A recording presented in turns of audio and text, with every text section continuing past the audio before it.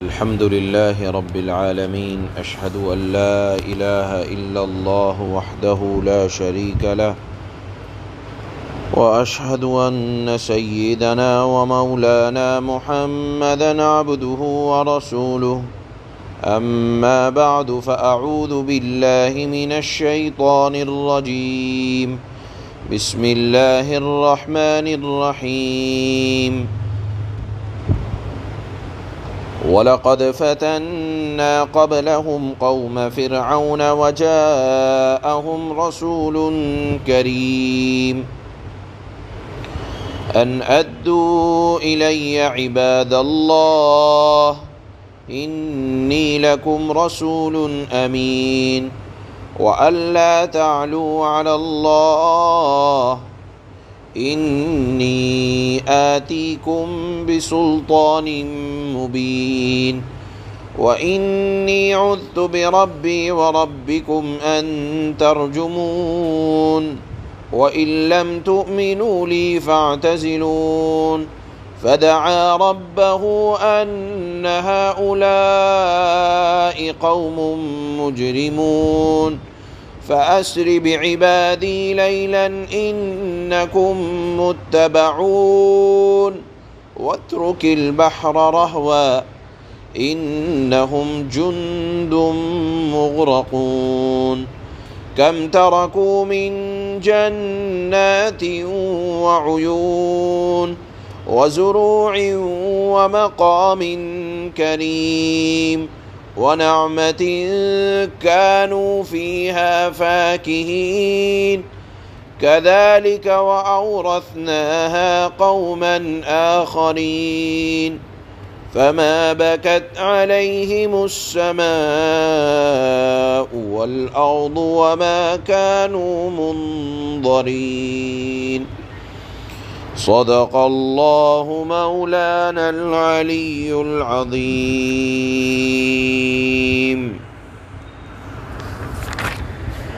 کل کی آیات میں ایک مضمون اللہ پاک نے یہ ارشاد فرمایا تھا کہ کفار مکہ جب اپنی بدکرداری سے باز نہ آئے تو اللہ نے ان کے اوپر قحط مسلط فرمایا تھا، اور بھوک کی نوبت یہاں تک پہنچ گئی تھی کہ کھانے کو چمڑا کھانے لگے، اور بھوک کی وجہ سے ان کو آسمان پر ایک دھواں نظر آنے لگا۔ اللہ کے نبی کے پاس آئے اور فرمایا کہ آپ دعا کر دیں اللہ یہ عذاب ٹال دے۔ اللہ نے فرمایا کہ اگر عذاب ٹل بھی جائے گا تو تم لوگ ایمان لانے والے نہیں ہو، لیکن حجت کے طور پر میں عذاب کو ٹال دیتا ہوں، لیکن تم ایمان نہیں لانے والے۔ لیکن حجت تمام ہو جائے، اگر مصیبت تمہارے اوپر سے ٹل جائے گی تو وہی کرو گے جو پہلے کر رہے تھے۔ یہ بات اللہ نے اس وجہ سے ارشاد فرمائی کہ آج کی آیات میں اللہ نے فرمایا کہ ٹھیک اسی طرح کی پریشانیاں، مصیبتیں جب قوم فرعون پر آزمائش کی شکل میں آیا کرتی تھیں تو وہ بھی بار بار حضرت موسیٰ کے پاس آتے کہ جان کی امان اگر ایک مرتبہ مل جائے تو اب کہ ہم آپ کی بات مانیں گے۔ حضرت موسیٰ علیہ السلام جو کہ ایک سچے نبی تھے، انہوں نے یہ کہا کہ میں تم سے کچھ اور نہیں مانگتا، اگر تمہیں میری اطاعت نہیں کرنی تو کم از کم اتنا تو کر لو کہ میری قوم بنی اسرائیل کو کم سے کم ستاؤ تو نہیں۔ ان کا عالم یہ تھا کہ بنی اسرائیل کو ستاتے اتنا تھے کہ بچوں کو تو لڑکوں کو قتل کر دیا کرتے، لڑکیوں کو زندہ رکھتے، باندیاں بنا لیتے، ہر طرح کی تکلیفیں دیا کرتے، محض اس بنیاد پر کہ بنی اسرائیل کا ایک قوم کا ایک فرد جو اللہ کی بات کرتا ہے، رسول ہونے کی حیثیت سے جنت اور جہنم کی بات کرتا ہے، ہدایت والی بات کرتا ہے، سننا اتنا ناگوار ہوا کہ اس کی قوم کے لوگوں کو اتنا ستایا کہ زندہ بچوں کو قتل کر ڈالتا تھا، جبکہ بچے ہر قوم کے اندر عزت کی نگاہ سے ہر بچوں کو دیکھا جاتا تھا، پہلے بھی اور آج بھی۔ تو حضرت موسیٰ نے ان سے یہ کہا کہ ٹھیک ہے، تم میری بات اگر نہیں مانتے اور اللہ بار بار تمہیں آزمائشوں میں ڈال رہا ہے، بار بار تم آ رہے ہو، تو کم سے کم اتنا کرو کہ میری قوم جس کو تم نے غلام بنا رکھا ہے اس کو آزاد کر دو، اس کو میرے ساتھ بھیج دو، تاکہ میں اللہ کے احکامات کم از کم اپنی قوم کو تو بتاؤں، اور ان کو تو کم سے کم اللہ کے دین کی دعوت دیتا رہوں۔ تم نہیں باز آتے، مت آؤ، لیکن مجھے میری قوم کے حوالے کر دو، یا میری قوم کو میرے حوالے کر دو۔ بہرحال وہ باز نہ آئے۔ اللہ نے حضرت موسیٰ سے فرمایا کہ آپ بنی اسرائیل کو لے کر راتوں رات مصر سے چلے جائیں۔ حضرت موسیٰ اور فرعون کے واقعات اللہ نے قرآن میں متعدد جگہ بیان کیے، لیکن ہر جگہ قرآن میں جہاں واقعات بیان کیے جاتے ہیں، اگرچہ واقعہ ایک ہی ہوتا ہے، لیکن اللہ پاک متعدد جگہ بیان کرنے کے مقاصد الگ الگ ہوتے ہیں۔ چنانچہ یہاں اللہ نے اپنی قدرت کے مظاہرے کے طور پر بیان فرمایا کہ آپ اپنی قوم کو راتوں رات مصر سے لے کر چلے جائیں، اور جب دریا میں پہنچیں تو آپ وہاں لاٹھی عصا مار کر اللہ کا نام لے کر اس میں داخل ہو جائیں، پانی آپ کو راستہ دے گا۔ یعنی آپ کو اللہ نے دشمنوں سے بچا کر آپ کو دریا کے قریب لے آئیں تو گھبرانا نہیں، راستہ دکھلانے والا، حفاظت کرنے والا اللہ ہے۔ اور جب آپ دریا کو پار کر لیں تو اس چکر میں نہ رہیں کہ دریا کے راستوں کا کیا بنا، وہ ظالم لوگ آپ کو تلاش کرتے ہوئے آئیں گے اور وہ راستہ دیکھ کر پانی میں راستوں میں اترنے کی کوشش کریں گے۔ وہی پانی جو آپ کے لیے نجات کا سبب بنا، وہی پانی اللہ اپنی قدرت سے اسی راستوں کو جو کہ پانی کی شکل میں ہے، فرعون اور قوم فرعون کی ہلاکت کا سبب بنا دیں گے۔ اب آپ دیکھیں، اشیاء کے اندر اصل اگر کوئی چیز ہے تو وہ ہے اللہ کا حکم۔ نہ تو پانی ڈبونے کی صلاحیت رکھتا ہے اور نہ راستے آپ کو آپ کی منزل مقصود تک پہنچا سکتے ہیں۔ اگر کوئی چیز ہے تو وہ ہے اللہ کی مہربانی۔ اللہ کی مہربانی سے حضرت موسیٰ پانی کے اندر سے آسانی کے ساتھ نکل گئے، اور وہی راستے جو بظاہر راستے نظر آ رہے تھے دریا کا تھا، دریا کا پانی قوم فرعون کی ہلاکت کا سبب بنا۔ اللہ نے فرمایا کہ دیکھو ہم نے کس طرح سے فرعونیوں کو غرق کیا، وہ باغات، چشمے، نہریں، کھیتیاں، مکانات، عیش و عشرت کے ساز و سامان سب چھوڑ گئے، کچھ اپنے ساتھ نہیں لے گئے، اور دیکھو انہی باغات کو، انہی ساز و سامان کو اللہ نے دوسری قوموں کو مالک بنا دیا۔ اور جب فرعونیوں پر ہلاکت پڑ رہی تھی، فما بکت علیہم السماء والارض، نہ تو آسمان رویا نہ زمین رویا کہ ان کو عذاب سے مہلت دے دی جائے۔ معلوم یہ ہوا کہ اہل ایمان جب اللہ کا نیک بندہ دنیا سے جاتا ہے تو زمین اور آسمان رویا کرتے ہیں، لیکن جب ایک کافر جاتا ہے، جب تکبر کرنے والا جاتا ہے، تو اس پر انسان نہ تو انسان روتے نہ زمین و آسمان روتے۔ ہاں اگر اللہ کا نیک بندہ جاتا ہے تو اس پر زمین و آسمان بھی غم منایا کرتے ہیں۔ یہ بات خود سرور عالم جناب رسول اللہ صلی اللہ علیہ وسلم نے ارشاد فرمائی کہ اللہ کا نیک بندہ، مومن بندہ جب مرتا ہے، انتقال ہوتا ہے، تو آسمان کا ایک دروازہ جس میں اس کا عمل چڑھا کرتا تھا، اور ایک وہ دروازہ جس سے اس کا رزق نازل ہوتا تھا، اس پر روتے ہیں۔ اور اس کے بعد آپ علیہ الصلاۃ والسلام نے یہ آیت جو آج پڑھی جائے گی کہ فما بکت علیہم السماء والارض وما كانوا منظرین، کہ قوم فرعون پر جب عذاب نازل ہو رہا تھا تو نہ تو آسمان روئے نہ زمین روئے۔ معلوم یہ ہوا کہ کافروں پر تو کوئی نہیں روتا، ہاں اہل ایمان سے زمین کو بھی محبت ہوتی ہے اور آسمان کو بھی۔ اسی طرح حضرت ابن عباس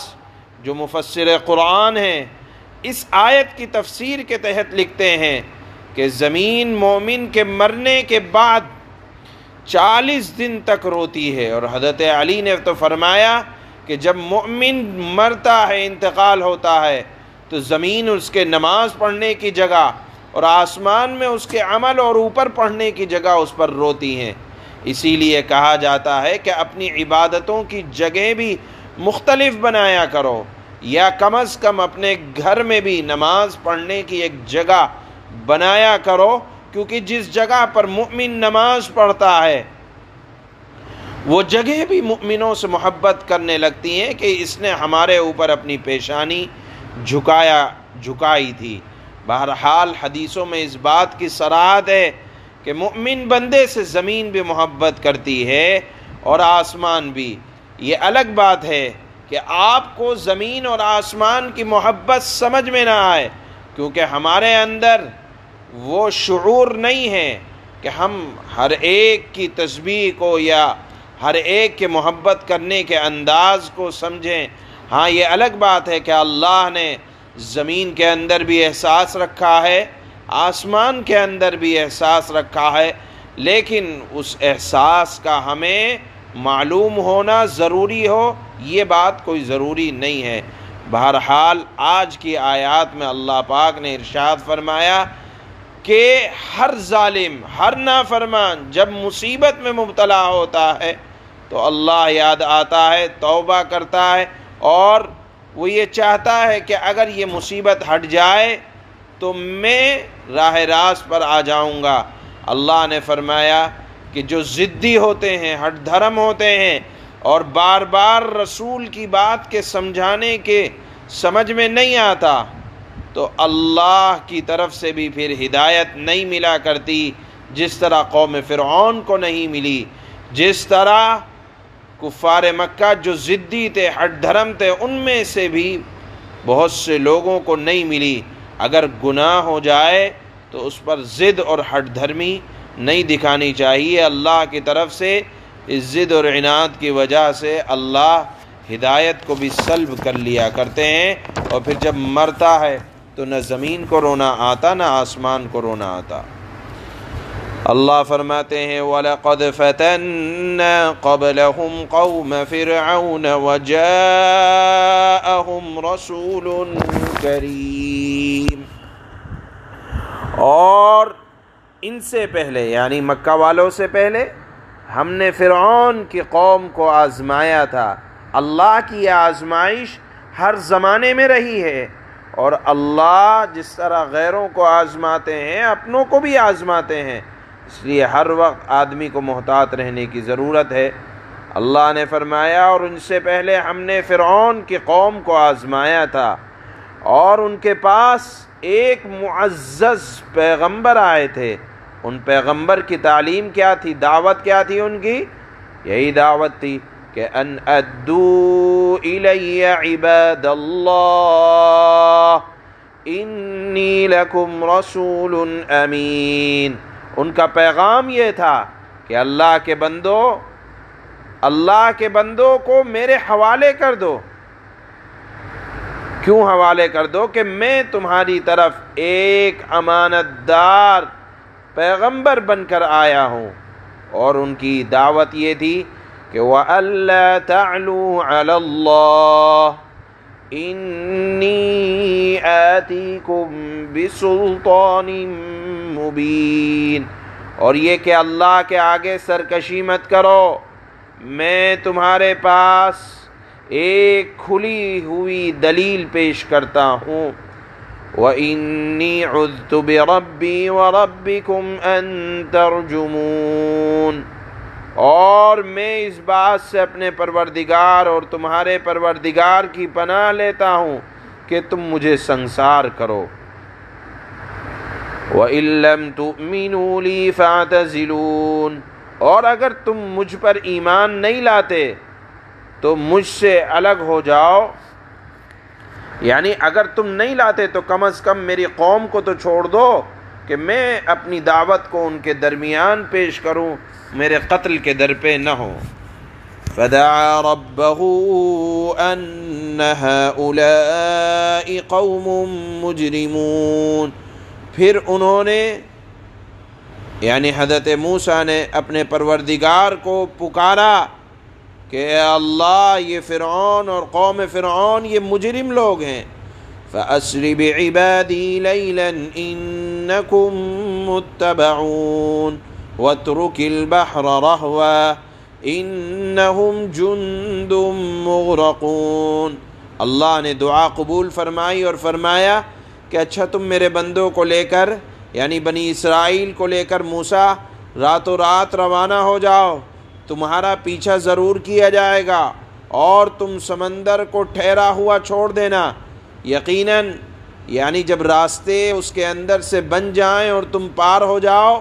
تو راستوں کو چھوڑ دینا، یقیناً یہ لشکر یعنی جو تمہارا پیچھا کرے گا ڈبویا جائے گا۔ کم ترکوا من جنات وعیون، کتنے باغات اور چشمے تھے جو یہ لوگ چھوڑ گئے، یعنی قوم فرعون ان کو ناز تھا اپنی رہائش پر، اپنے محلوں پر، اپنے باغات پر، لیکن تنہا خالی ہاتھ گئے اللہ کے دربار میں۔ وزروع ومقام کریم، اور کتنے کھیت اور شاندار مکانات چھوڑ گئے۔ ونعمت كانوا فيها فاكهين، اور عیش کے کتنے سامان جن میں وہ مزے کر رہے تھے سب دنیا میں چھوڑ گئے۔ پھر کیا کیا اللہ نے؟ كذلك وأورثناها قوما آخرين، اور ان کا انجام اسی طرح ہوا یعنی تباہ ہو گئے، اور ہم نے ان تمام چیزوں کا وارث ایک دوسری قوم کو بنا دیا۔ اس سے بھی عبرت لینا چاہیے کہ کتنی ہی جائیداد، کتنی ہی دولتیں انسان اکٹھا کر لے تنہا خالی ہاتھ جاتا ہے، ہم سے پہلے والے لوگ نہیں لے گئے تو ہم کیا لے جائیں گے۔ فما بكت عليهم السماء والأرض وما كانوا منظرين، پھر ان قوم فرعون کی ہلاکت پر نہ آسمان کو رونا آیا اور نہ زمین کو، اور نہ ان کو یعنی ظالم لوگوں کو کچھ مہلت دی گئی۔ سبحان اللہ وبحمدہ، سبحانک اللہ۔